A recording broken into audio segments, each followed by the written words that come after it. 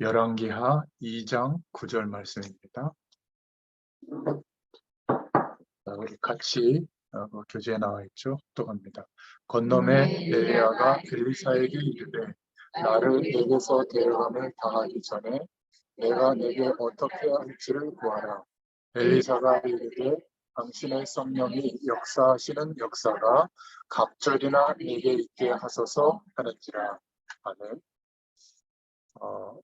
저희가 창세기부터 요한계시록까지 매주 성경 한 권씩을 복음의 관점으로 정돈하고 또 우리에게 주시는 하나님의 메시지를 붙잡고 가능하면 일주일에 이렇게 한 권씩 통독해 나갈 수 있도록 그렇게 인도받고 있습니다.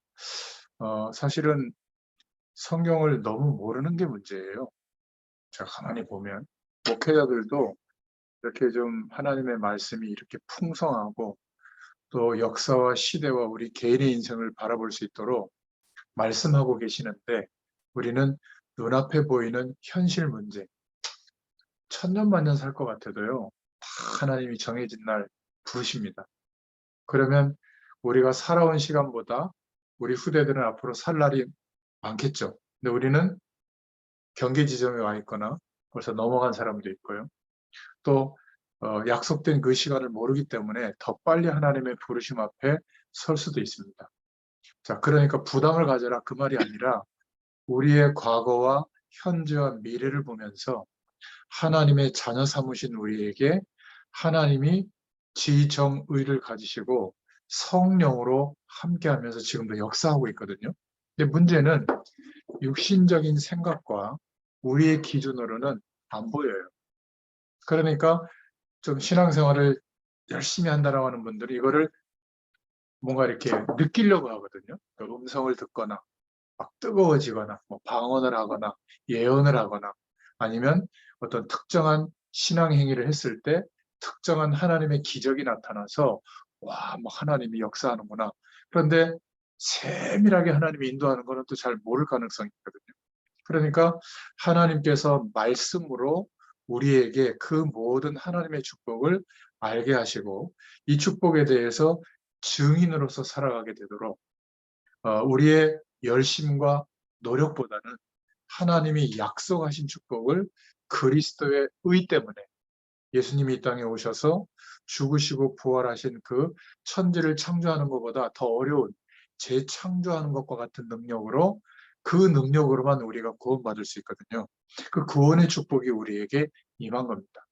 자, 이것이 우리의 현실 가운데서 정말 약속을 믿고 하나님이 과연 함께 하시는가가 확인돼야 되거든요. 그래서 이스라엘 백성들을 통해서 하나님이 보여주시잖아요. 세월이 지나면 자꾸 눈에 보이는 현실만 급급합니다. 지금 가나안 땅에 왜 들어가게 했는지, 왜 거기서 정착하고 있는지, 또 거기에서 뭘 해야 되는지 그건 잊어버리고 그냥 생존하는 거에 급급해 있는 거예요. 그러니까 우리가 왕이 없어서 왕족 국가가 안 됐기 때문에 우리가 좀 주변 국가에 밀리는 게 아닌가 싶어서 하나님께 막 백성들이 요구하죠. 또 하나님 그거 들어주십니다. 그래서 하나님의 약속을 붙잡은 왕을 세우는데 시간이 갈수록 하나님이 축복하면 자신의 업적과 영광을 나타내죠.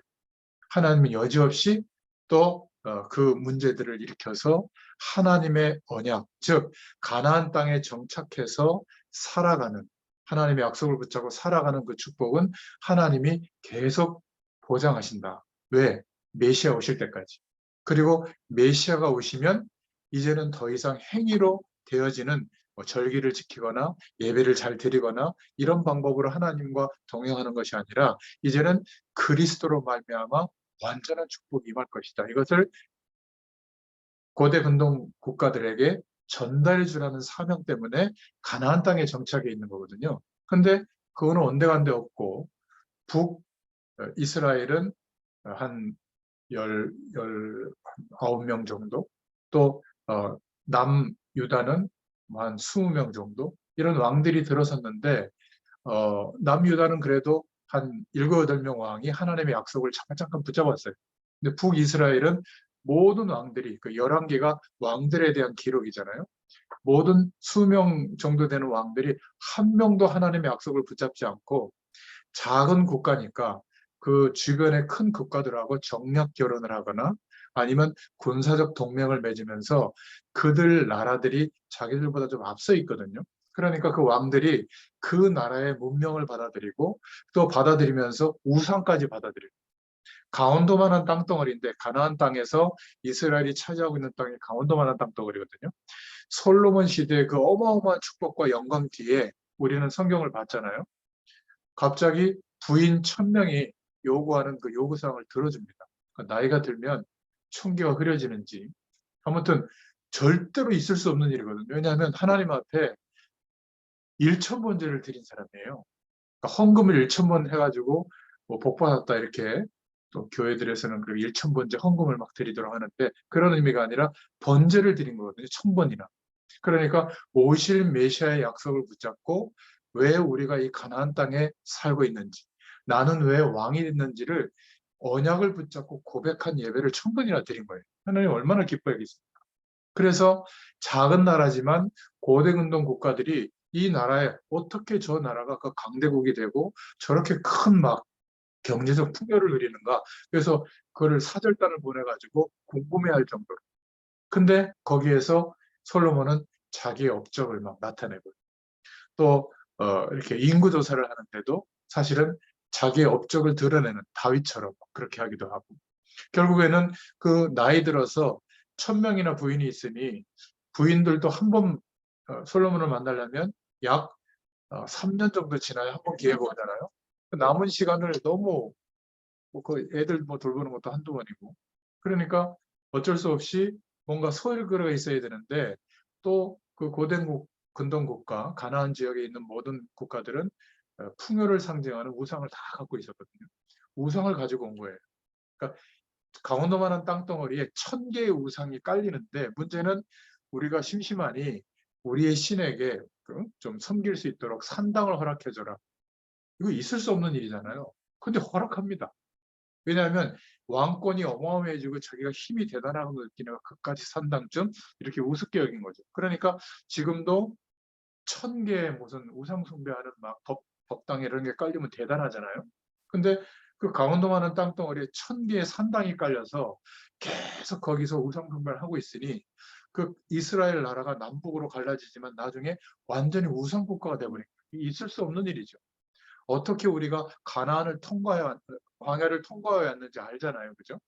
조상들을 세워서 아브라함, 이삭, 야곱, 요셉을 걸쳐서 하나님의 약속이 회복되어지도록 오실 메시아의 약속을 붙잡도록 희생제사의 비밀을 알리고 절기의 축복을 알리고 십계명을 허락하고 이래서 끌고 왔는데 이제 가나안 땅에서 가장 영광스러운 하나님의 축복을 누릴 그때에 우상이 깔리는 거예요.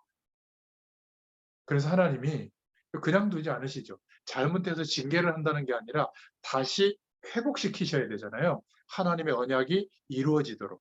그래서 남북으로 국가가 나눠지게 되고 그때부터는 이제 많은 왕들이 들어서는데 그 왕들을 가지고 결국 되지 않는구나. 북이스라엘은 아수르에게 이제 멸망당하고 또 남유다는 바벨론 제국에 멸망당하는 그 시간표가 옵니다. 그게 열왕기 상하의 내용이에요. 그래서 먼저 그 교재의 그 앞부분을 보면 개요 부분을 좀 보면 열왕기하 2장 9절을 통해서 우리가 말씀을 읽었습니다마는 유일한 답을 가진 하나님의 사람 이게 열왕기하에 제가 붙잡은 제목입니다. 개요를 보면 이 열왕기하의 배경은 그런 남북 분열 왕국을 배경으로 기록되었죠. 그래서 아합 왕이 죽은 후에 아람 제국이 강해집니다. 그래서 모압 족속, 에돔 족속이 봉기하죠. 솔로몬 때는 뭐 있을 수도 없었던 일인데 그 이후에 이렇게 아람 제국이 이제 그 당시에 패권을 차지하게 되고요.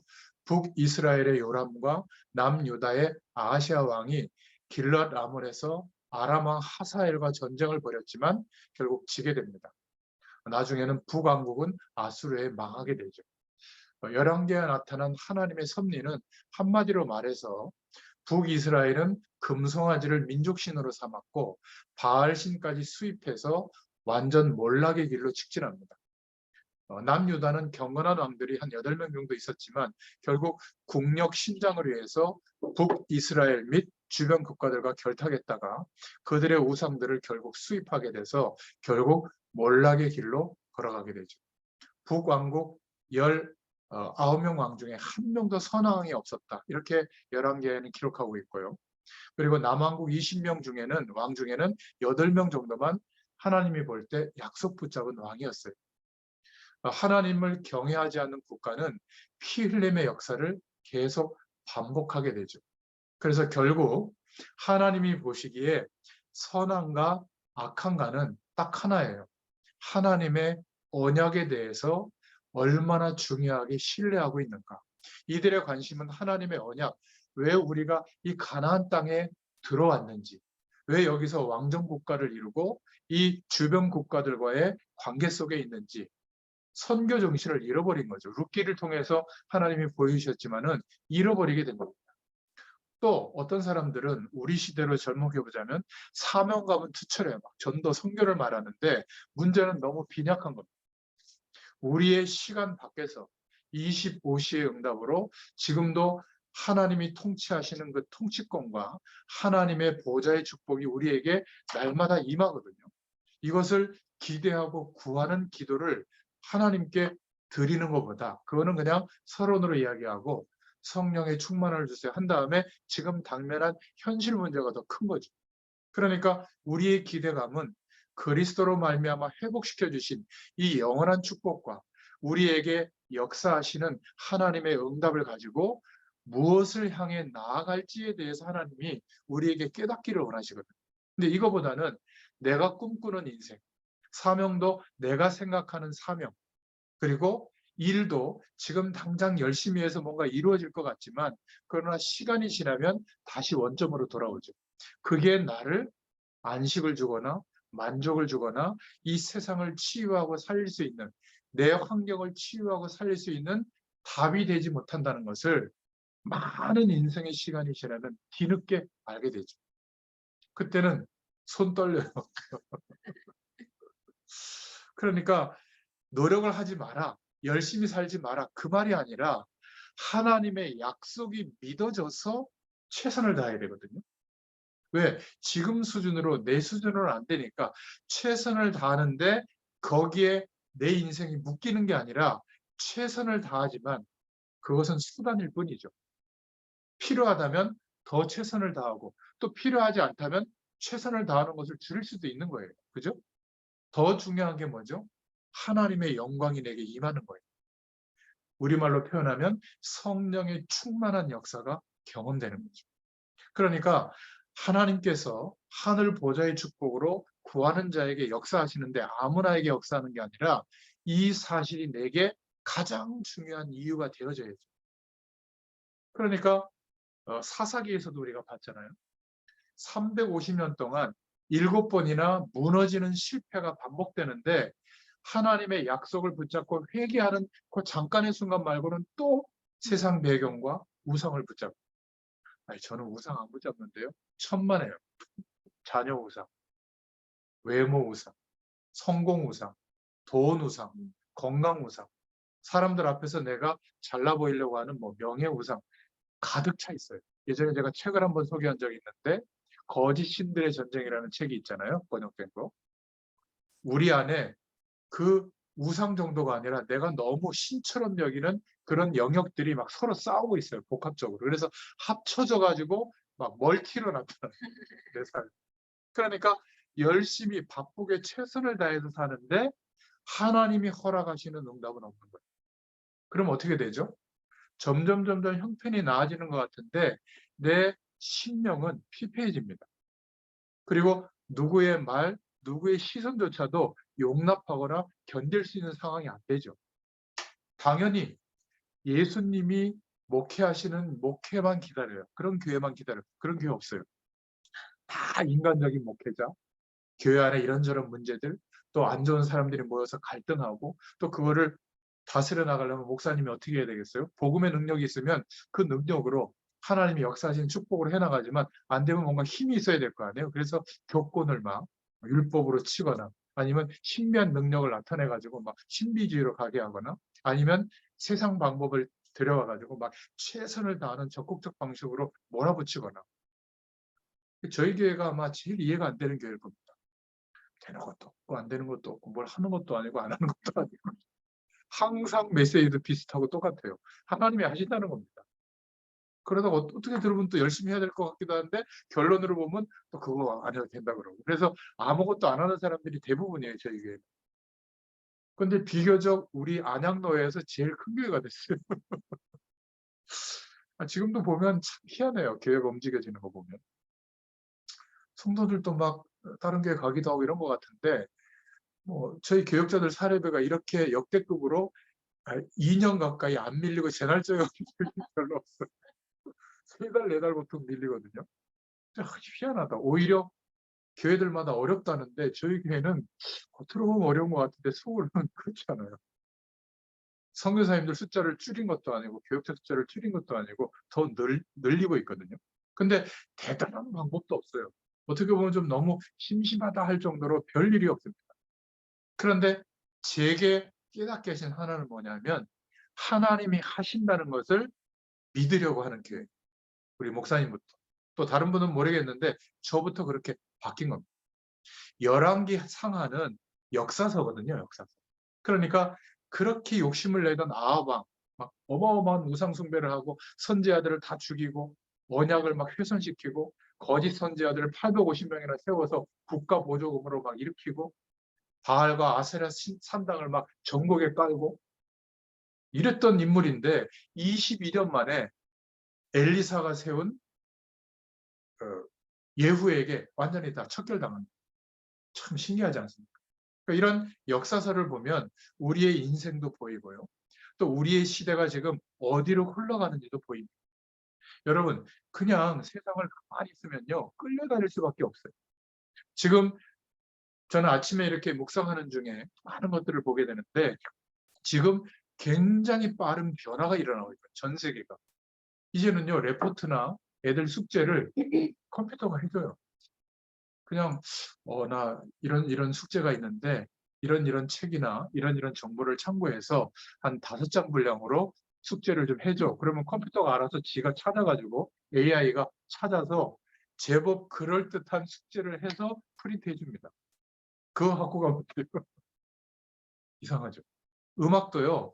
내가 비 오는 날 좀 이렇게 이런 템포의 음악으로 뭐 보사노바 풍으로 이런 좀 분위기가 일어나도록 좀 곡을 하나 좀 만들어봐. 그럼 얘가요 곡을 만들어서 들려줍니다. 악기는 뭘 사용해 그러면 기법은 어떻게 하고 이러면 자기가 작곡을 해서 들려주거든요. 이런 거 상상해봤어요. 그리고 우리 1 더하기 1은 2잖아요. 근데 1 더하기 1이 8이래 우리 와이프가. 그러니까 AI한테 얘기했더니 그거 아니에요. 1 더하기 1은 2인데요. 이래야 될 거 아니에요. 근데 아니야. 우리 집사람이 얘기하는 와이프가 얘기하는 건 무조건 법이야. 무조건 오라. 이러니까 얘가 뭐라고 나중에 답하냐면 저는 2000 몇 년도까지 이 정보밖에 없기 때문에 제 답은 이건데 부인 되시는 분이 그렇게 말씀하시면 그게 정답일 가능성도 있습니다. 그러니까 당신은 그 말을 따르시길 바랍니다. 감정적으로도 반응합니다. 신기하지 않습니까? 이게 지금 모든 분야에서 획기적으로 변화가 일어나고 있거든요. 거기다가 땅은 더 이상 확장할 수 없으니까 간척 사업을 해서 확장할 수 없으니까 이제는 보이지 않는 가상 공간에다가 어마어마한 우주 같은 땅을 만들어 놓고 있거든요. 그러니까 이게 맞다 틀리다를 떠나서 하나님이 이렇게 변화를 시키고 있거든요. 시대를. 그것도 굉장히 빠른 속도로. 근데 이거를 복음의 눈을 떠서 선교라는 관점으로 보면 획기적인 하나님의 방법이 이 속에 있어요. 이건 나중에 또 사석에서 얘기하겠습니다만은 열왕기 하에 나타난 하나님의 섭리를 볼 수 있어야 됩니다. 하나님이 보시기에 선한가 악한가 이것이 열왕기 하의 메시지예요. 결국 대단한 왕들 가지고 안 되는구나. 국가를 가지고도 안 되는구나. 여기에 예배 행위를 할 수 있는 성전이 지어졌는데도 이것이 예배당 그 자체로도 되는 게 아니구나. 이 내용이. 그래서 열왕기하의 내용과 구성을 보면 1장부터 8장까지는 남유다, 북이스라엘 왕국의 여러 왕들과 선지자 엘리야에 대해서 말하고 있죠. 9장부터 17장에는 북이스라엘이 계속 악을 행하다가 아수르에 멸망당하기까지 역사가 나와 있습니다. 18장부터 25장에는 남유다도 악에 물들어서 결국 바벨론에게 멸망당하는 역사가 기록되어져 있죠. 그래서 밑에 그 표를 제가 첨가해 놨습니다. 자, 그렇다면 이제 본론으로 열왕기 하를 통해서 하나님은 우리에게 성경을 통독할 때 어떤 중심으로 복음의 메시지를 붙여봐야 될까? 두 가지 큰 관점으로 정돈해 놨는데요. 복음 1세대, 부모 세대들이 붙잡아야 할 열왕기하의 메시지 한 4가지 정도, 그리고 큰 두 번째로 청년 전문인 산업인들이 붙잡아야 할 열왕기하의 메시지. 청년 전문인 산업인들은 전에도 얘기했지만 세상에 많은 공부가 되어져 있고 학습이 되어져 있어서 세상이 얼마나 대단한지를 알고 있어요. 경험돼 있어요. 그러다 보니까 하나님의 말씀은 굉장히 좀 약하게 보이고 세상은 거대해 보일 가능성이 있거든요. 하나님 자녀도 그렇습니다. 그러니까 최선을 다하면서 놓칠 가능성이 많아요. 왜 내가 최선을 다하는 삶을 살고 있는지 이유를 상실할 수 있거든요. 그래서 두 가지 관점으로 메시지를 정리했습니다. 여기에서는 1세대 부모 세대들이 붙잡아야 할 열왕기하 메시지를 정돈하겠고요. 유튜브에 구독을 누르고 들어가 보시면 제가 유튜브 메시지 올려드리는데 거기에 청년 다락방 메시지가 목요일 날 하고 월요일 저녁에는 성수동 다락방 메시지, 산업인들 몇 명이 모이는 현장에서 메시지를 합니다. 거기는 이 대지를 가지고 말씀을 전하고 있습니다. 자, 이 열왕기하 메시지를 우리가 이렇게 저렇게 막 성경 공부하듯이 보는 것은 그렇게 중요하지 않습니다. 왜냐하면 하나님의 말씀을 들을 수 있어야 되잖아요. 성령께서 우리에게 알게 하시는. 자, 그러려면 제일 중요한 게 뭐냐면 우리를 복음 속에 부르신 이유는 행복하고 잘 살고 문제없이 편안하게 살다가 끝나는 인생이 아니에요. 물론 하나님이 그 은혜를 주시지만 이 시대를 우리에게 위임해 주신 겁니다. 우리 가정을 우리에게 위임해 주셨고 내가 만나는 내 인생의 사람들을 하나님이 나에게 위임해 주셨어요. 그래서 그걸 다른 말로 표현하면 이 시대를 치유하고 살릴 전도자의 축복 누릴 사람으로 우리를 그리스도의 은혜 속에 불러주신 겁니다. 여기까지는 아멘이 되시죠? 자, 그렇다면 나는 현실 속에 여전히 있고 어려움 가운데 이런 문제들을 극복하지 못하고 있다면 어떻게 하면 이런 시대적인 전도자가 될 수 있겠는가? 이 답은 이제 찾아야 돼요. 그걸 자꾸 고민하고 하나님께 기도해 보면 발견하게 됩니다. 그래서 세상의 것으로는 아무리 성공하고 대단해져도 세상의 문제를 치유할 수가 없습니다. 제가 우리 음악 전문인들을 처음 만났을 때 그 얘기했잖아요. 클래식 현장은 클래식 음악의 기능으로 치유할 수 없습니다. 대부분 음악인들이 만나면 단체를 만들거나 오케스트라를 만들거나 뭘 만들어 가지고 음악 활동을 가지고 해결하려고 하거든요. 찬양이라는 이름을 가지고. 물론 찬양에는 그런 기능이 있지만 음악인조차도 만약 그런 기준으로 살면 열심히 활동하다 끝나요.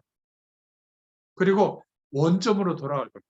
인간은 예수 그리스도의 의를 힘입어서 하나님이 함께 하시는 그 보좌의 축복, 생명의 능력으로 살게 되는 거예요. 그러면 우리의 작은 기능과 훈련되어진 내용들이 하나님의 손에 드디어 들려지는 시간이 와요. 그러면 모자란 기능인데도 그렇게 월등하지 않는데도 또는 굉장히 월등한 기능이 있다면 하나님 더 쓰시겠죠. 하나님의 손에 들려드릴 때 그 기능이 세계복음화의 문이 됩니다. 그러니까 우리가 그것을 알게 된 순간부터 소중해지잖아요. 매일매일이. 자, 그렇다면 하나님이 주시는 함께하는 그 유일성의 축복을 찾아야 됩니다. 이것을 못 찾는다면 가장 억울한 거예요. 이렇게 말씀을 많이 듣고도 하나님을 바라보고도 시공간을 초월하시는 하나님의 능력이 매일 우리와 함께하고 계시는데 영으로 함께 계시는데 이것을 어떻게 특별한 방법이 아니라 그냥 삶 속에서 계속 누릴 수 있겠는가? 이것을 배워야 됩니다. 엘리사는 이 답이 있었던 거죠. 조금 구체적으로 설명하자면 복음 안에서 꼭 아침에 뭔가 일을 하거나 열심히 해야 될 그 시간 말고 조금이라도 일찍 일어나서 아니면 아침에 눈 뜨고 하루를 준비하는 그 시간만이라도 10분, 20분만이라도 복음 안에서 힘을 얻는, 하나님이 주시는 힘을 얻는 깊은 묵상으로 들어가 보시기 바랍니다. 그냥 생각하면 복잡해지니까 저 같은 경우는 주일날 예배드렸던 강단의 말씀을 통해서 하나님이 이 말씀을 통해서 내게 어떤 복음의 가치를 깨닫게 해주시려고 이 말씀을 주셨죠 하고 질문하고 기다리거든요. 그러면 성령께서 깨닫게 하시는 어떤 주제나 단어가 그 말씀을 통해서 깨닫게 해주세요. 예전에는 그거를 계속 생각했는데 저는 한 가지를 요즘엔 더 해요. 성경 앱이 있기 때문에 성경 어플리케이션을 돌려서 검색을 합니다. 그 단어를 넣고. 그러면 성경 구절이 쫙 뜨거든요. 그러면 1대지, 2대지, 3대지의 말씀도 있지만 그 말씀을 통해서 성경을 가지고 또 확인을 해봐요. 읽으면서. 그러면 그 성경 구절 중에 저에게 부딪히는 성경을 또 붙잡습니다. 그리고는 이 내용을 또 생각하고 기도하고 생각하는 시간을 잠깐 갖거든요. 그러면 여러 가지 거기에 하나님의 뜻과 계획들이 발견이 돼요. 그거를 글로 적는 시간을 갖습니다. 이게 한 2, 30분 걸리거든요. 예전에는 한 2시간 걸렸어요. 처음에는 뭐 이게 하나님의 음성이 뭔지를 모르겠으니까. 이렇게 하다 보니까 간단하게 정리해서 아침에 이렇게 말씀 묵상을 같이 나누기 위해서 올리고 있는 내용이 그 내용입니다. 자, 이렇게 복음 안에서 하나님이 주시는 힘을 얻기 위해서 조금만 묵상해 봐도요. 내 가장 중요한 신명의 근원 가운데 하나님이 함께 하시는 은혜가 임해요. 어떤 때는 막 뜨겁게 임하기도 하고 어떤 때는 세밀한 어떤 깨달음도 주시기도 하고 어떤 때는 내가 이렇게 고쳐야 될 것, 바꿔야 될 거를 회개할 것 이런 것도 깨닫게 하시지만 많은 부분들이 하나님이 주시는 힘이 모든 부분에서 임하게 되는 것 같아요. 자, 이러다 보면 얼마 안 가서 굉장한 응답이 오는데 헛헛함이 사라져요. 조바심도 사라지고 상대적인 열등감들 많잖아요. 이런 거 없어집니다. 그리고 뭔가에 막 잡혀있던 거, 막 내 모난 성격, 어떤 집착하던 거, 욕심 이런 것도 별로 그렇게 어느 날 없어져요. 쉽게 말하면 창세기 3장에 하나님을 떠나서 자기가 노력했던 그 기준도 시시해지고 창세기 6장에 이 세상 권세 장악하고 있던 사단이 우리에게 제시해줬던 세상이 거대하게 보였던 그런 것도 사라지게 되고요. 성공, 적극적 사고방식의 노력으로 최선을 다해서 성공 중심의 인생관도 그렇게 별로 중요하지 않게 됩니다. 이러니까 뭐가 기대감으로 남을까요? 세상을 살아가는 원동력이 없어지니까 뭐가 남죠? 하나님이 나와 함께 하시고 인도하시는 그 방향이 내게 유일한 기준이 되는 거예요. 그러니까 내가 대단한 푸닥거리 하듯이 신앙생활 하는 게 아닌데 예전보다 기도는 그렇게 많이 하지 않는 것 같아요. 기도 행위는. 근데 매일 하나님이 주시는 유일한 응답이 옵니다. 그게 건강에 나타나기도 하고 자녀에게 나타나기도 하고 제가 살아가는 삶의 모든 영역에 필요할 때마다 하나님이 유일성의 응답으로 나타내 주세요. 저는 목회자니까 주로 하는 일이 말씀 신부로만 하잖아요. 하나님의 말씀을 준비하고 선포할 때 유일성의 응답이 나타나요. 여러분, 이 응답을 모든 사람들이 못 받고 있어요. 불신자들. 근데 예수 그리스도 안에 하나님의 자녀는 약속하신 이 축복을 하루의 삶을 통하여 그것도 하루를 시작하기 전에 이 유일성 응답부터 하나님이 주시는 겁니다. 근데 이걸 안 해요. 안 하면 어떻게 될까요? 또 똑같이 세상 배경 속에서 내가 시작하니까 세상 배경 속에서 필요한 거 없는 거 이런 갈등, 불교에서 말하는 108번뇌를 가지고 시작하는 거예요. 그리고 하나님께 기도하는 것도 이거 어려운 거 해결해 달라는 거죠. 나쁜 기도는 아닌데 아무리 기도해도 이게 목적이 아니거든요. 하나님. 가나안 땅에서 왕정 국가로 성공하는 게 목적이 아니라 가나안 땅에 정착하게 하신 하나님의 이유가 목적이 돼야 돼요.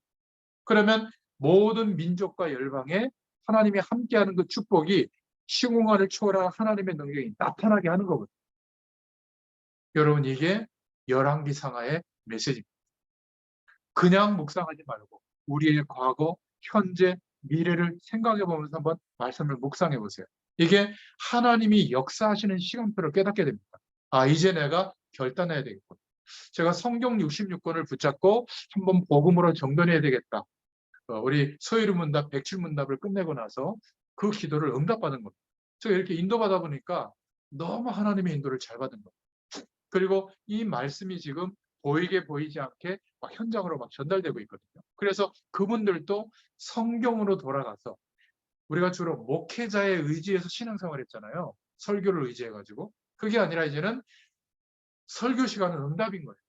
왜죠? 이미 하나님의 모든 축복을 말씀을 통해서 매일매일 응답받을 수 있는 축복의 삶이 시작되게 한 거예요. 그 은혜를 우리에게 주신 줄로 믿습니다. 그래서 그냥 우리에게 밀려오는 모든 내용들을 그냥 보지 말고 그 지식과 정보의 높이, 넓이, 깊이를 보면서 인도받기를 바랍니다. 그러면 이 눈이 딱 열려요. 세상 모든 지식과 정보는 하나님 없어도 살만하다, 행복해진다, 이런 가능성의 집합체구나. 그거를 높게 말하고 넓게 말하고 깊게 말하고 있구나. 그러면 이거를 깨닫게 되면요, 거기에 휘말리지 않습니다. 건강에 대한 정보를 많이 알아도 참고하는 수준이지 그것 때문에 내가 건강이 좋아지고 좋아지지 않고 이렇게 묶이지 않아요. 왜죠? 내 건강은 누가 인도하고 책임지시죠? 하나님. 이게 믿어지니까 건강식품도 좀 참고하지만 막 그렇게 목매지 않는 겁니다. 우리 자녀는 누가 인도하죠? 빨리빨리 좀 대답 좀 해주세요. 하나님이 인도하는 거 맞죠? 이게 믿어져서 잔소리도 돼야 돼요. 그럼 잔소리의 내용이 바뀌는 겁니다. 이렇게 얘기하죠. 괜찮아. 엄마 뭐가 괜찮아? 어? 관심도 없어 나한테? 괜찮아. 하나님 너 인도할 거야. 우리 집사람의 이 잔소리 톤이에요. 막 밥 안 먹고 막 잠만 잘 때 있잖아요, 애들이. 난 막 깨워서 밥이나 먹으면 저한테 괜찮아요. 가만 좀 둬. 그러니까 하나님이 우리 자녀를 인도한다는 믿음을 가지고 보면 괜찮은 거죠. 그게 또 안 믿어지면 어떻게 하죠? 뭐 어쩔 수 없이 또 똑같이 하지만 또 말씀 붙잡고 하나님 바라보면 이게 시간표예요. 우리의 눈에 이게 보여야 되거든요. 우리의 기능, 우리의 일, 우리의 경제활동 누가 책임지시죠? 하나님이 정말 함께 하시면서 인도하고 있는 게 믿어져서 하는 것과 이게 안 믿어져서 불안해가지고 뭔가 최선을 다하는 적극적 방식을 선택하는 결과는 완전히 달라져요. 우리에게 그것이 얻어져도 이게 만족이 안 되고 어떻게 되죠? 더 얻으려고 또 더 노력해요. 언제까지? 죽을 때까지 가서. 그게 선악과 기준이에요. 너 그거 먹으면 선과 악을 알게 된다. 먹었더니 알게 된 거예요.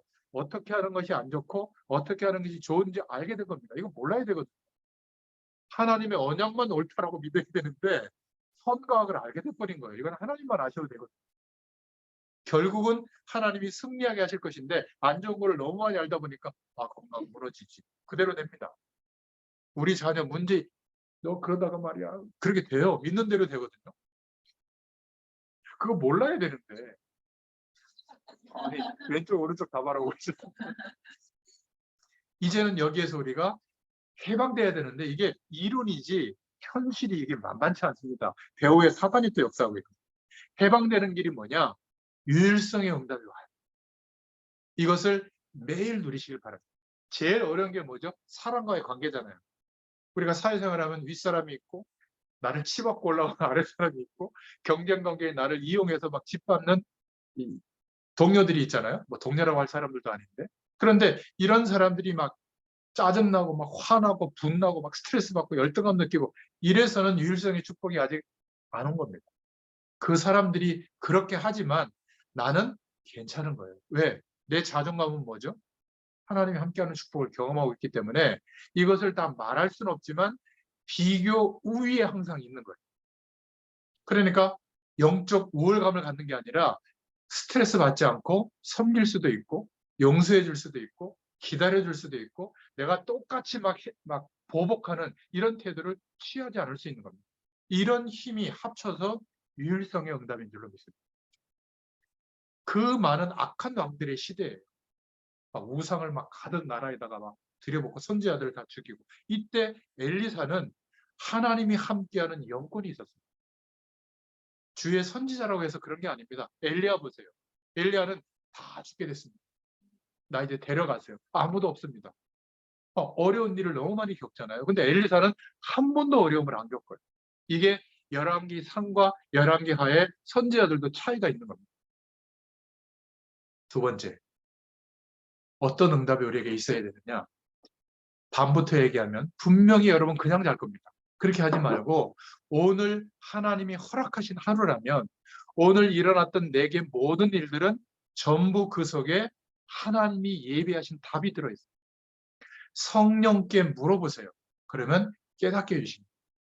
그리고 내가 왜 살고 있는, 지금 이스라엘 백성들이 가나안 땅에서 왜 이렇게 어려움을 겪고 왕정시대가 되고 있죠? 모든 민족에게 오실 메시아의 사상을 전달하라고, 증인으로 하나님이 함께하는 축복을 누리면서 전달하라고.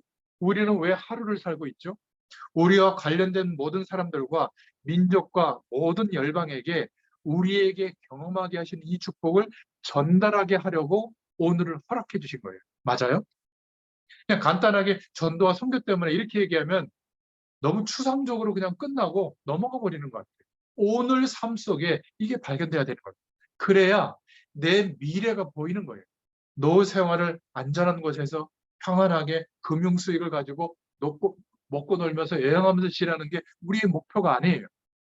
마지막에는 우리 인생의 모든 것을 다 소진하고 하나님 앞에 쓸 목표가 있어야 되고, 지금도 그 목표를 위해서 한 걸음 한 걸음 나아가야 되는 겁니다. 분명해야 돼요. 시간이 갈수록. 안 그러면요, 나이가 들수록, 제가 예언가는 아니지만 반드시 찾아옵니다. 우울증.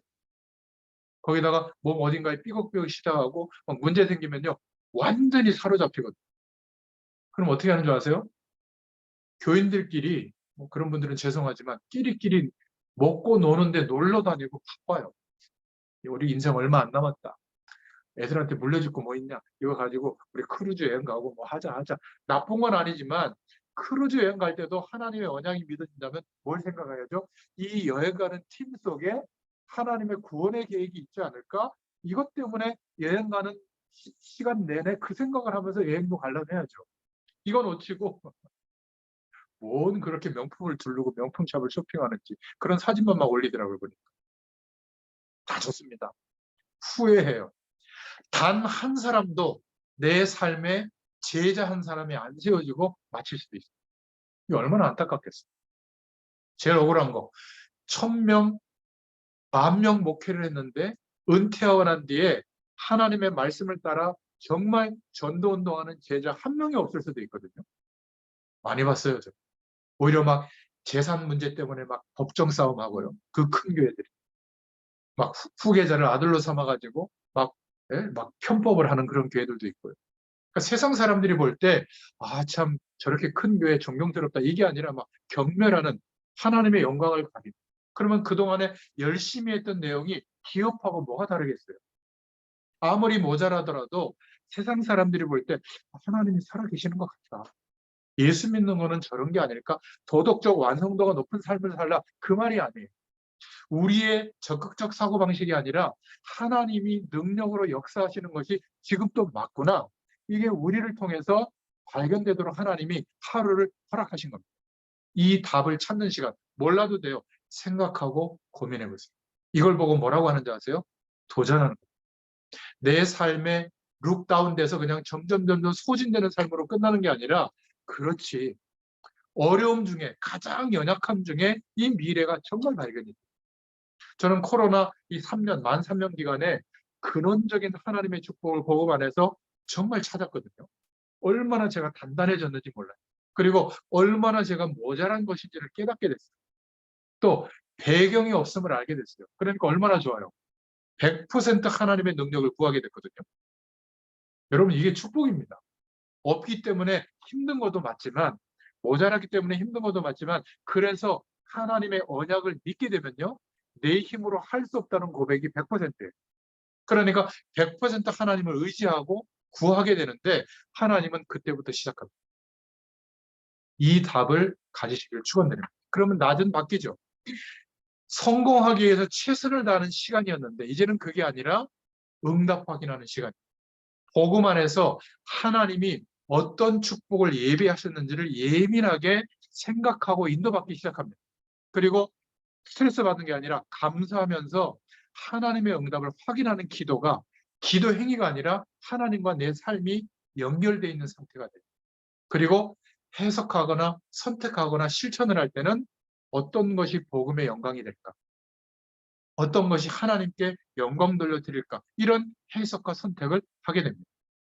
이렇게만 하루하루를 살아가는데 나도 모르게 여러분 자신이 하나님이 서밋으로 세웁니다. 영적인 서밋으로. 이게 무슨 말이냐면 내 주변의 사람들에게 인생에 대해서 정확한 답을 줄 수 있는 사람이 나밖에 없도록, 이런 영적인 눈이 뜬 사람이 나밖에 없도록 하나님이 어느 날 세우세요.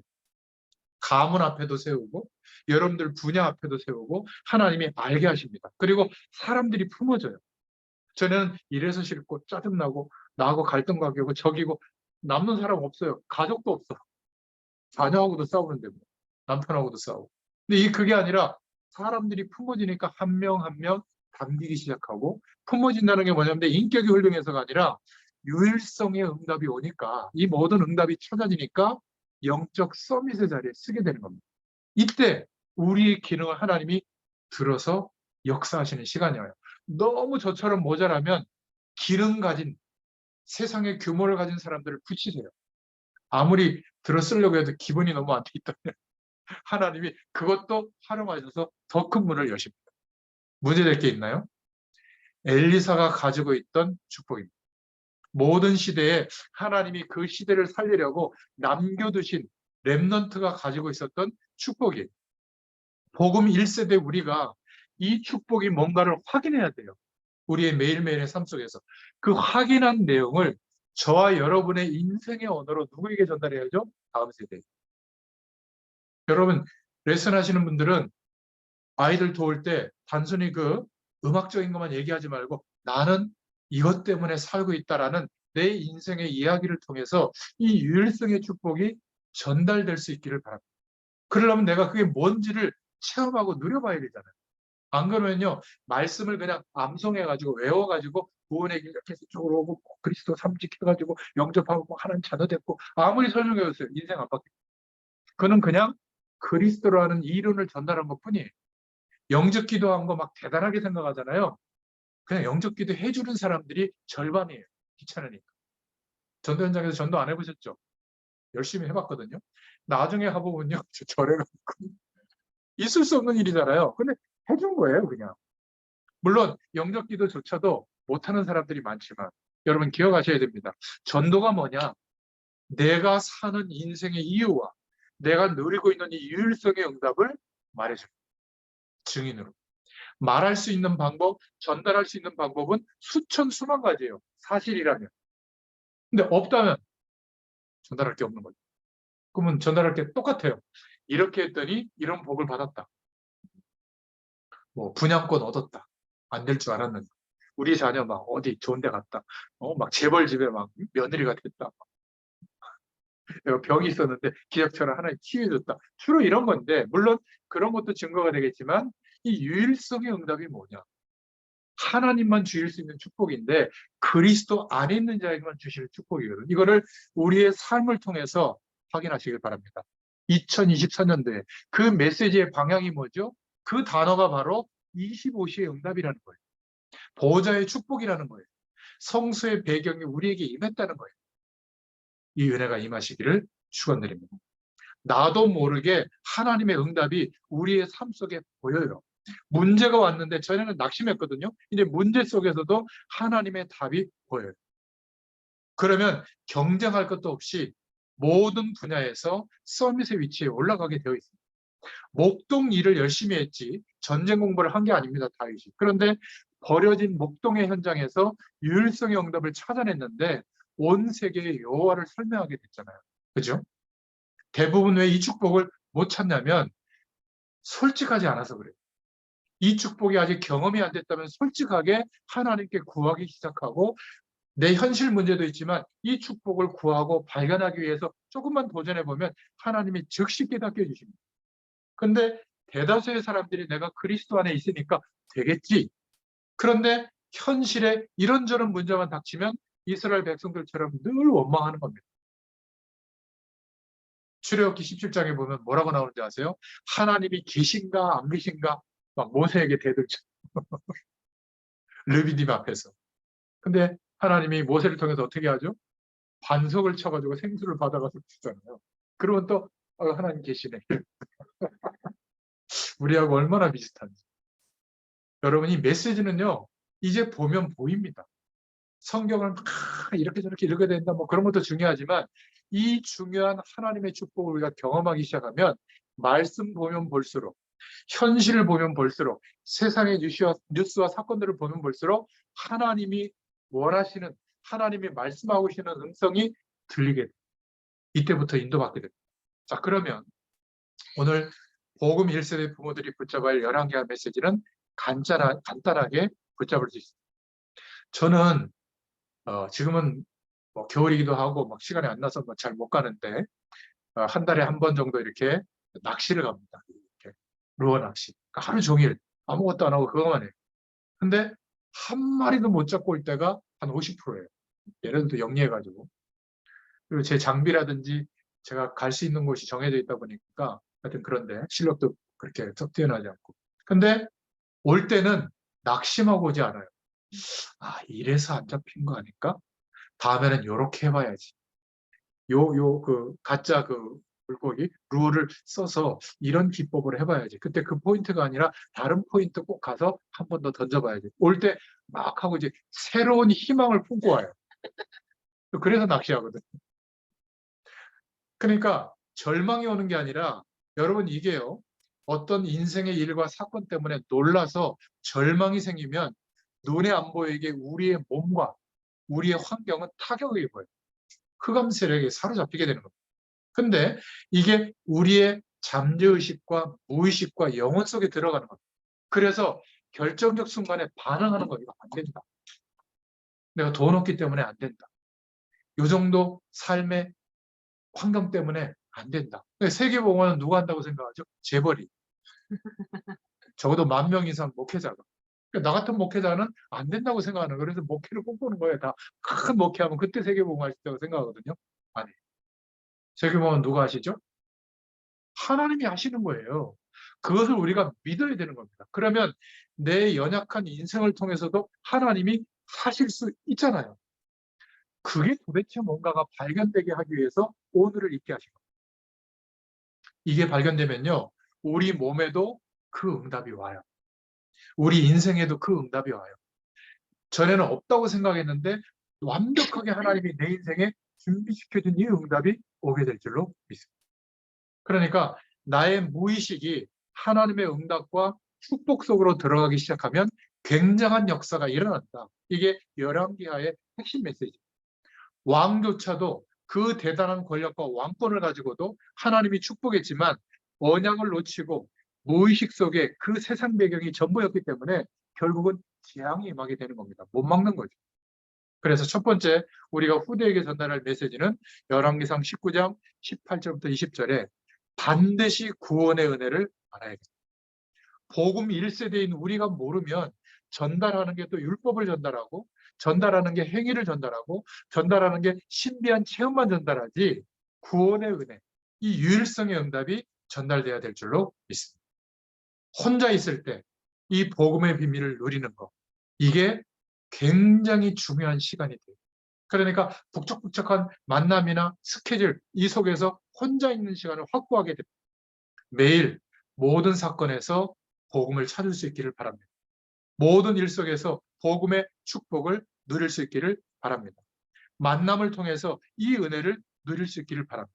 그랬더니 이 엘리야가 처음에는 아무도 없다고 생각했는데 바알에게 무릎을 꿇지 않는 7천인도 있었고요. 한 시대를 맡길 엘리사도 만나게 됩니다. 결국 엘리야의 고난이 미래를 준비하시고 인도하시는 하나님의 계획과 만나게 되죠. 엘리사가 준비되어 있었던 겁니다. 복음을 안 누리고 있으면 희한한 사람들만 만나요. 그런데 복음을 누리고 있으면 만남의 축복이 바뀌는 겁니다. 우리가 세상을 향해 나아갔을 때 거기서 복음을 누리는 겁니다. 예배당에서만 누리는 게 아니라 거기서 하나님의 축복이 나타나는 것이 바로 전도자인 줄로 믿습니다. 열왕기 하에서 엘리야와 엘리사의 만남에서 전개된 축복입니다. 지금 우리의 삶이 주위 사람들의 은혜와 하나님의 은혜의 결과로 온 것을 우리는 알아야 됩니다. 우리가 대단히 잘나서가 아니죠. 그래서 작고 큰 응답이 바로 하나님의 은혜요.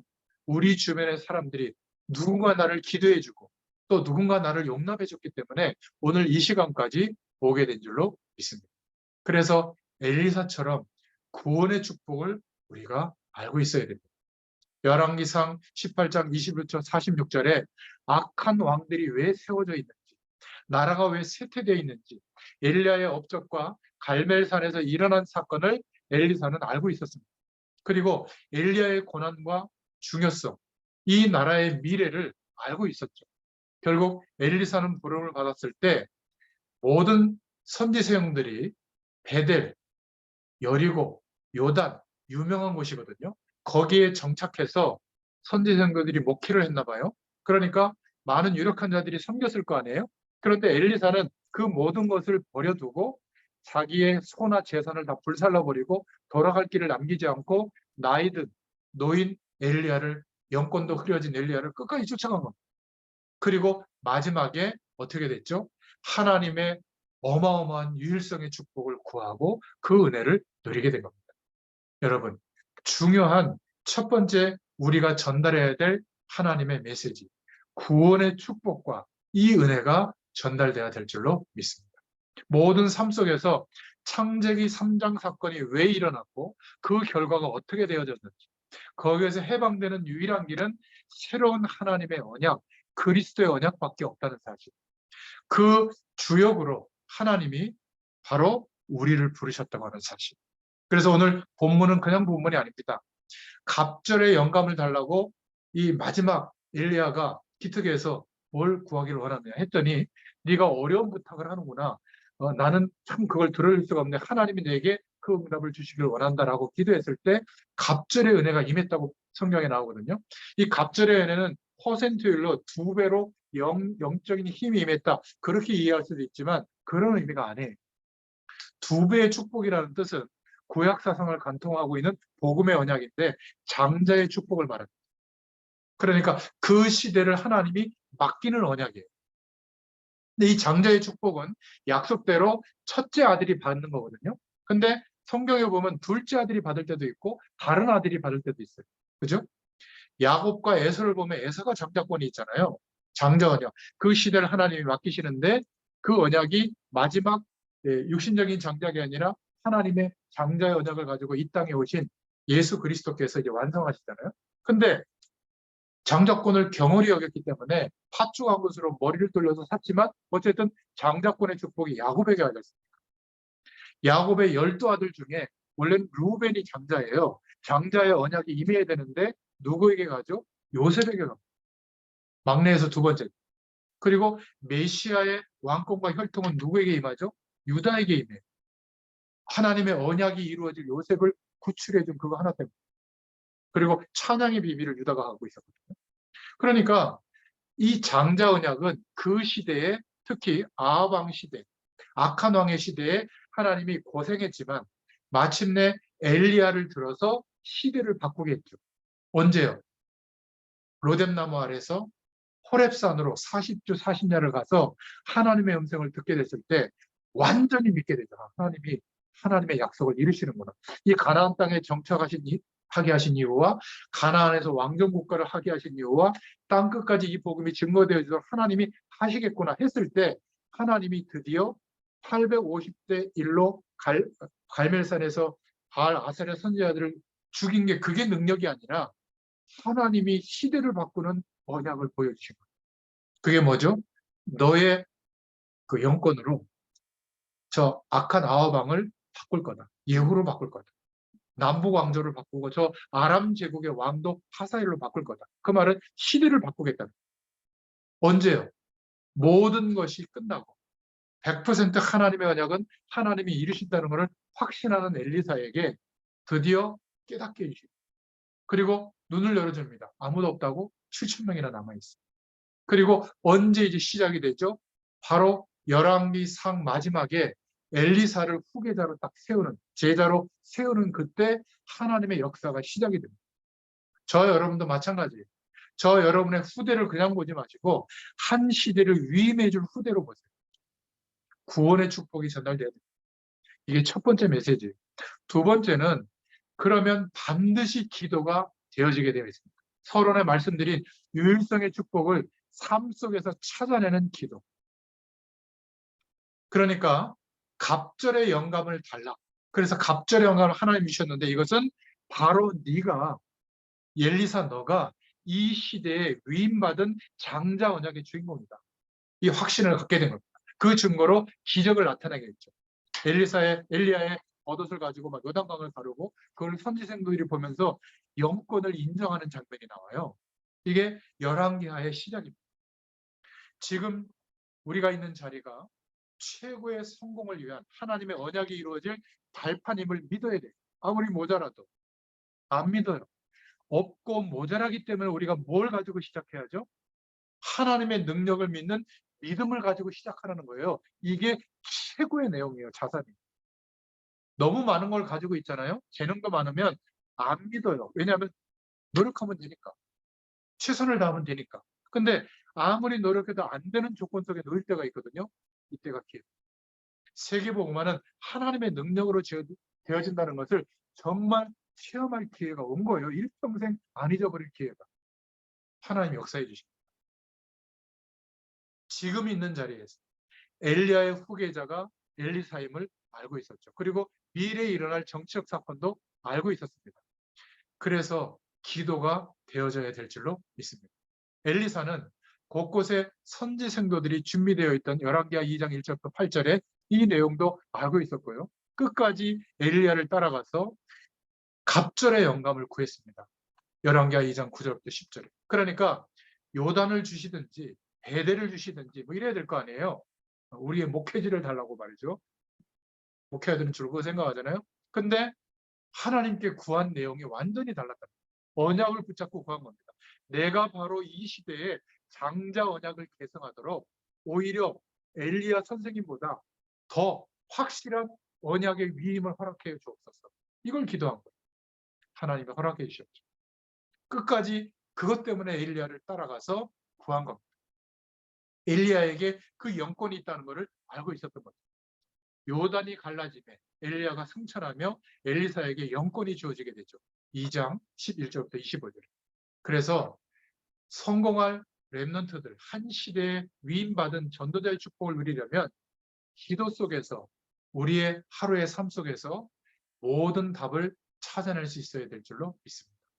그래서 우리의 삶이 기도 행위를 많이 하는 것은 중요하지 않아요.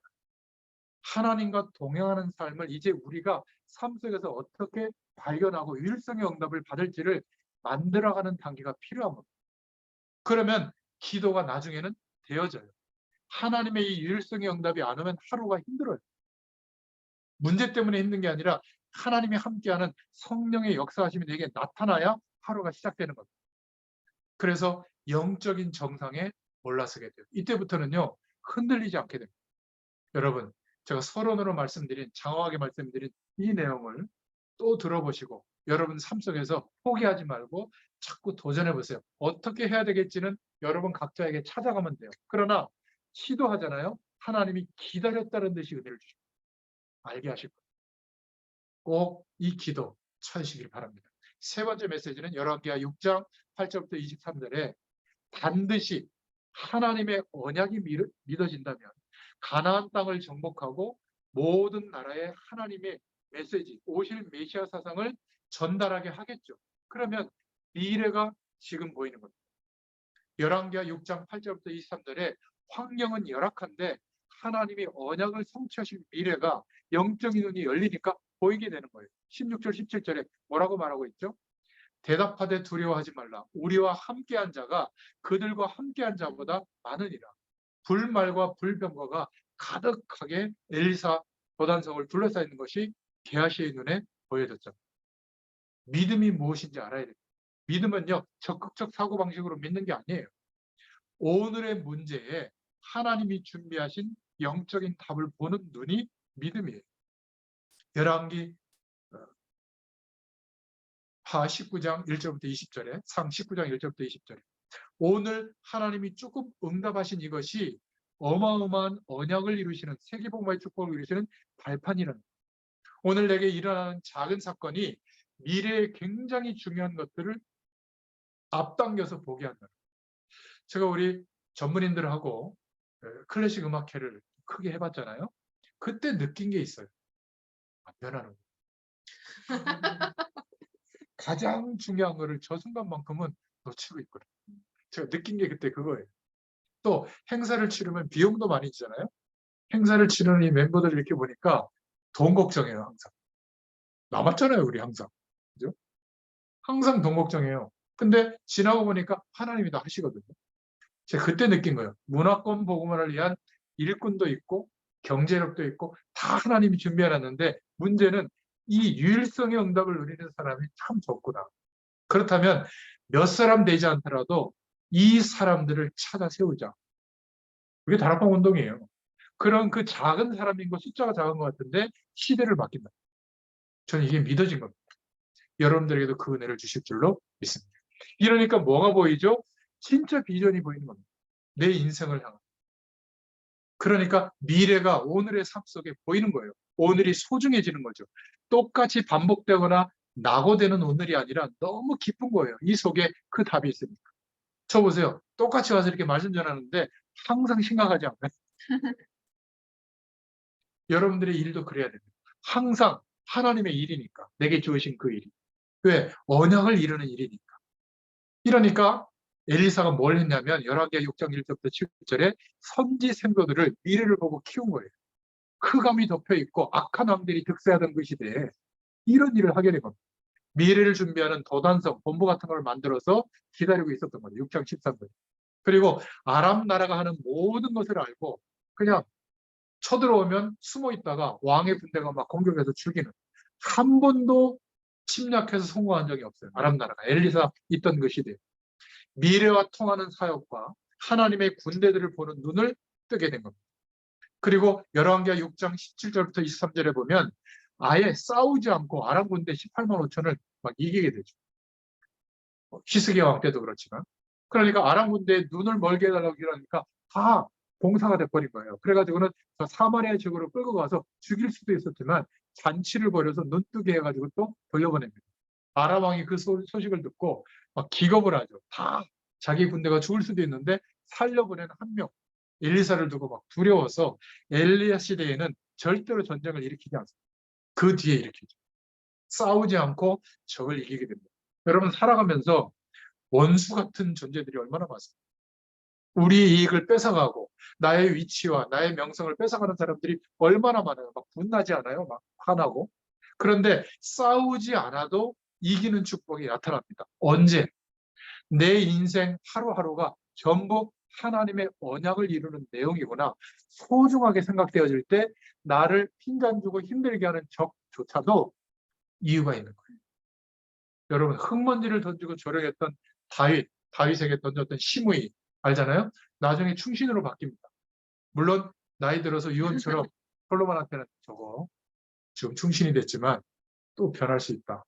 지옥 문에 들어갈 인간이니까 조심해라. 이렇게 그런 얘기 좀 안 나오게 했으면 좋겠는데 바뀔 수도 있는 겁니다. 그죠? 이런 것들을 볼 수 있게 되죠.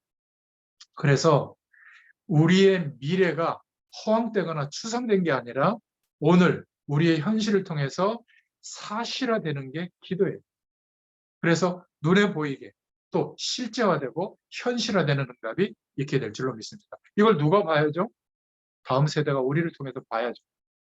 이게 보여져야 따라올 거 아니겠어요? 우리의 인생은. 이게 안 보여져서 뭐만 전달되는 거죠? 돈이 없어서 그렇구나. 건강하지 못해서 그렇구나. 좋은 사람 못 만나서 그렇구나. 열심히 안 살아서 그렇구나. 공부를 많이 안 해서 그렇구나. 이게 전달됐다면 아이는 그 길을 따라가는데 안 되거든요. 어떻게 안 되니까 포기하고 다른 기준을 붙잡게 되는 거예요. 그 다른 기준이 뭘까요? 다양하겠죠. 뭐 게임을 붙잡든지 이성을 붙잡든지 아니면 뭐 여러 가지 뭐 더 화끈한 막 인생의 재미를 붙잡든지 그게 전달이 된 거예요. 지금도 늦지 않습니다. 우리가 이 축복을 기대하고 살아가잖아요. 말 안 해도 전달이 됩니다. 마지막 네 번째, 우리는 반드시 이 기도 응답을 누리게 되면 사회와 국가와 세계를 살리는 응답을 우리를 통해서 장자의 언약, 이 시대의 전도자로 부르신 우리를 통해서 우리가 일하는 직장에, 우리의 가문에, 우리의 후대들에게, 내가 만나는 사람에게 이 축복이 전달되게 하실 줄로 믿습니다. 반드시 이 은혜가 임하게 될 거예요. 요셉은 애굽은 물론이고 가족과 민족까지 살렸죠. 모세도 애굽에서 노예 생활하는 민족을 살렸습니다. 출애굽기 5장. 사무엘은 블레셋에서 민족을 지켰죠. 사무엘상 7장에. 다윗은 블레셋과 골리앗을 이기고 민족을 지켰습니다. 제가 지금 말하는 사람들이 대단한 사람들이 아니에요.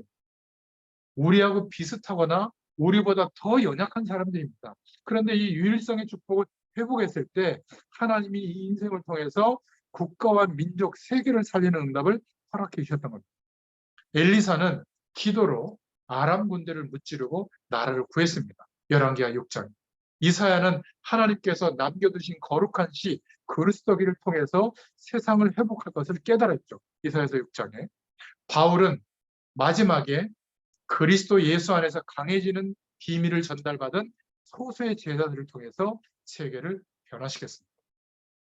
엘리야 시대에 남겨진 선지자들, 렘넌트들을 통해서 하나님은 국가와 세계를 살렸던 겁니다. 결국 그 배경을 통해서 히스기야 임금이 세워지게 되고 아수르로부터 국가를 살려내게 되죠. 이 아수르도 또 착각합니다. 왜 이렇게 부강한 나라가 됐나? 그러면 여호와께서 하셨다. 내 병도 하나님이 치유했다. 아수르 군대도 18만 5천 명을 그렇게 물리쳤다 해야 되는데 우리 금방패 이렇게 많아요. 은방패 이렇게 많아요. 성전 보여주면서 금으로 다 그 기둥이 막 휘황력이거든요. 이렇게 우리는 풍요로워요. 군대도 이렇게 대단해요. 사신들이 와서 보고 그때 바벨론의 사신들이 왔거든요. 돌아가서 그 바벨론 왕한테 뭐라고 보고하는지 아세요? 침략할 저거 가치가 있는 나라. 원래 여기 침공할 때가 아닌데 저 다른 막 중동 지역 막 이렇게 다 침공하고 있을 텐데 나중에 역사의 시간이 지나고 나서 그거를 기억하고 기록에 남긴 걸 가지고 침공에 들어와서 완전히 남유다를 멸망시켜버립니다. 이렇게 어리석은 일들을 벌이게 되죠. 여러분, 우리의 미래가 하나님의 언약 속에 있기를 축원드립니다. 엘리야는 히스기야하고 다르게 엘리사를 제자로 남겨두게 된 겁니다. 엘리사가 왜 엘리야 선생님이 고통당했는지 어려움을 많았는지 이걸 알았어요. 그래서 성공하고 난 뒤에도 어떻게 해야 된다는 것을 깨달았던 겁니다. 그런데 히스기야 왕은 이걸 조금 몰랐던 거죠. 그러니까 안타까운 것은 자기의 업적을 자랑하는 왕이 되면 그런가 봐요. 좀 성공한 성공자들, 목회자들도 왕이 아니지. 목회가 성공되면 우리 건물이 몇 개고 교육자 숫자가 몇 명, 선교사 몇 명을 파송했고 우리 재정이 어떻고 주로 그런 얘기 하세요. 친구 목사님 놀러 오시고 그리고 교회 막 보여줍니다. 시설도 보여줍니다. 그 말은 뭐죠? 부럽지 이거예요. 그럼 또 그 목사님 돌아가서 스트레스 받고 막 그래요. 똑같아요. 이 히스기야가 그렇게 했던 겁니다. 제가 약속합니다. 여러분들 분명히 하나님 축복할 거예요. 지금 같은 마음 가지시길 바랍니다. 제발. 제발 어린 전도사가 떨면서 설교하고 말씀 전할 때 하나님의 음성 들을 수 있는 영적 상태 되기를 바랍니다. 아무리 뛰어난 목회자도 성공을 하면 그냥 참고하거든요. 그러지 마시길 바랍니다. 성경을 알면 알수록 하나님의 음성 들을 수 있는 영적 상태가 되시기를 축원드립니다. 성공 이후 이것을 믿음의 그릇을 준비할 수 있기를 축원드립니다. 자, 그러면 간단하게 결론으로 다시 한번 맺겠습니다. 우리에게는 열왕기 하, 상하를 통해서 하나님의 중요한 역사가 시작되는 시간표, 세계가 움직여지는 시간표를 볼 수 있는 눈이 어디에 있죠? 렘넌트를 키우는 자의 손에 있다. 다음 세대를 위하여 내가 세워지고 다음 세대에게 이 언약을 전달하는 자의 손에 하나님의 중요한 시간표가 위임되고 맡겨진다. 아브라함이 축복받은 이유, 또 요게벳이 모세와 같은 인물을 키웠죠. 사무엘도 한나가 키운 거 아닙니까? 다윗도 사무엘과 아버지 이새가 키웠죠. 엘리야와 엘리사 시대를 이렇게 강조하면서 사무엘하 또 열왕기 상하에 말씀하고 있는 이유는 바로 이 선지자들이 구약 시대의 선지 생도들을, 그것도 우상이 가득한 악한 왕들이 득세하고 있던 시대에 목숨 걸고 선지 생도를 키운 겁니다. 한 시대를 위임받을 그런 현장을 위임받을 후대들을 키운 거예요. 그래서 하나님이 축복하신 겁니다. 이스라엘이 가장 능력을 갖추며 교회가 가장 든든히 선 시대가 바로 엘리사 시대였어요. 엘리사는 한 번도 이 소명에 대해서 흔들리지 않았고요. 끝까지 선배 대신 엘리야를 쫓아갔습니다. 그런 영적인 힘을 구했고 그리고 성령 충만을 받았죠. 갑절의 영감, 한 시대를 위임받는 그 2배의 하나님의 언약적 축복이 임하게 된 겁니다. 그래서 소명과 사명 사이에 그냥 힘이 아니라 영적인 힘을 가지고 우리가 나아갈 수 있기를 바랍니다. 세 번째 떠야 될 룬, 어떤 전문성의 현장에 놓일지라도 복음이 아니면 참된 것을 할 수 없구나.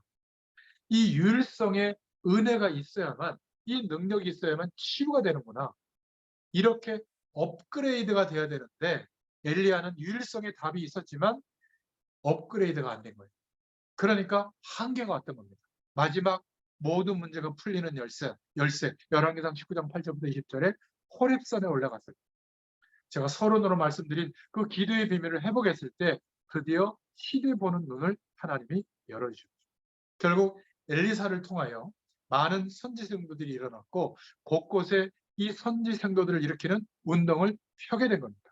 이 날을 위해서 이 시대의 바람이 일어나도록 엘리야에게 먼저 고통을 주고 인생 전체를 통해서 깨닫게 해주신 겁니다. 그리고 끝까지 엘리사가 이 방향을 따라갔죠. 이런 시대 살릴 위임받은 렘넌트 한 명 나오면 돼요. 그래서 렘넌트를 해야 됩니다. 위임받은 장자 언약, 이 시대에 내가 바로 하나님의 유일성의 응답을 받은 하나님의 사람이 맞구나. 여기에 대한 확신을 가진 저 여러분을 통해서 이 은혜를 주실 줄로 믿습니다. 모든 문제가 물러갔다는 뜻이 길갈이거든요. 그것으로도 해결이 안 된다. 하나님의 집이라는 뜻이 베델이거든요. 이것으로도 해결이 안 된다. 여리고는 보혈의 성이라는 뜻인데 그것으로도 해결이 안 된다. 요단은 이스라엘을 상징하는데 그것으로도 안 된다. 언제 되죠? 렘넌트로 된다. 엘리사로 된 거예요. 언약 잡은 엘리사. 내가 너에게 무엇을 해주기를 원하느냐? 선생님의 영감이 갑절에 있기를 원합니다. 내가 어려운 일을 구하는구나. 내가 올리올 때까지 끝까지 따라오라가. 바로 예수님이 승천하실 때 성령 충만의 역사가 일어난 것처럼 갑절의 영감, 장자에게 주어지는 그 축복이 임하게 된 거죠. 이런 은혜와 확신을 가진 제자 한 사람이 세워지면 그 분야는 바뀝니다. 그래서 열왕기하 6장 8절부터 24절에 엘리사가 있는 동안에는 이스라엘 전체에 후대 살리는 선지자 운동이 일어났고요. 나라가 회복된 겁니다. 언약 가진 종에게 하나님은 지금도 하나님의 영권을 회복시켜 주시는 줄로 믿습니다.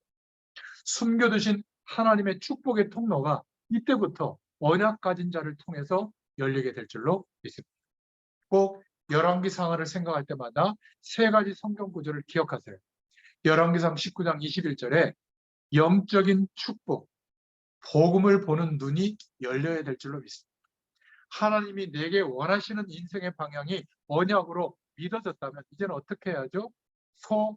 기구, 세상 배경을 의지했던 조건들을 불살라버리고 엘리야를 따라 나섰던 것처럼 이제 세상 배경에 대해서는 단절하는 이런 언약적 축복의 결단이 있기를 축원드립니다. 저 같으면 소나 농기구 중고 파는데 거기다 가가지고 여기 있을 텐데 내가 진짜 하나님 앞에 기도하겠다. 이 결단을 내리잖아요. 흑암 세력이 벌벌 떱니다. 내가 지금부터 하나님의 약속을 믿겠다. 그러면 돼요. 하나님의 합격이. 두 번째 성경 구절 열왕기하 2장 9절 갑절의 영감을 주옵소서. 뭐죠? 하나님 이 시대에 우리의 현장에 우리의 분야에 하나님이 나를 장자 언약의 계승자로 세우신 줄로 믿습니다. 하나님의 유일성의 응답을 가진 하나님의 사람으로 세우신 줄로 믿습니다. 그러면 우리에게 진짜 필요한 것이 뭐죠? 하나님의 힘이 필요한 거예요. 25시의 응답. 이 힘을 주옵소서. 기억하세요. 그리고 열왕기하 6장 16절에 세상의 배경을 많이 가지고 세상을 움직이는 저들보다 저들의 배경과 군대보다 우리와 함께한 자들이 더 많으니까. 지금 성령으로 역사하고 계시고 그 하나님의 심부름을 하는 천군 천사들이 우리의 배경이 되는 줄로 믿습니다. 아람 군대보다 우리와 함께하는 군대가 더 많습니다. 여러분 열왕기 상하를 통독하시면서 여기에 대한 확신이 올 수 있기를 축원드립니다. 응답 25시, 보좌와 통하는 기도, 그래야만 세계복음 알 수 있는 237 나라와 통하는 응답이 오늘이라는 게 보여져요. 그래야만 우리가 말씀을 그냥 행복해지는 말씀 정도가 아니라 시공간을 초월하시는 하나님의 능력이 임하는 말씀을 듣게 되고 보게 될 줄로 믿습니다. 이 은혜가 누려지는 또 한 주간 되시길 바라고 2023년이 되시기를 축원드립니다. 하나님 너무 감사합니다. 역사를 보는 눈, 시대를 보는 눈을 열어주심을 감사합니다. 우리의 과거와 현재와 미래를 하나님이 어떻게 인도하신지를 볼 수 있도록 눈을 열어주심을 감사합니다. 단 한순간도 하나님의 주권박에 있은 적이 없는 줄로 믿습니다. 그리스도 안에서 이제는 하나님의 부르심과 인도하심을 따라 성령의 충만한 그 힘과 배경을 가지고 매일매일 인도받기를 소원합니다. 이 은혜가 이 말씀을 듣는 모든 하나님의 백성들에게 임하게 하여 주시옵소서. 예수님의 이름으로 감사하며 기도드렸습니다. 아멘. 감사합니다.